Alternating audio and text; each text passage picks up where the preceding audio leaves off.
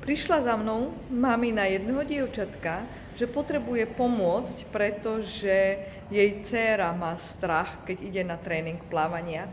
A jej dcéra mi porozprávala, že napriek tomu, že sa teší na tréningy, aj na to plávanie, tak prvá jej reakcia je, že sa jej stiahne žalúdok, dostane krč žalúdka a ako prvé si povie, že nie, nechcem ísť do vody.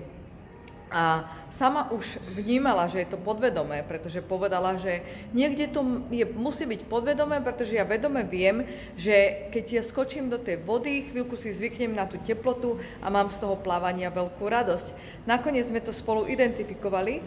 Jednalo sa o reakciu na zážitok z iného tréningu, kedy trénerka na ňu kričala a veľmi neprimerane ju s prepáčením zdrbala a pritom tá malá klientka povedala, že ona robila, čo sa dalo, len to bolo pre ňu veľmi nepríjemné, ako na ňu veľmi tá trénerka kričí. Takže sme potrebovali tento zážitok, ktorý vyvolal túto reakciu tela, neutralizovať a nastaviť radosť do toho, ísť do vody a ísť na tréningy. A sa nám to podarilo.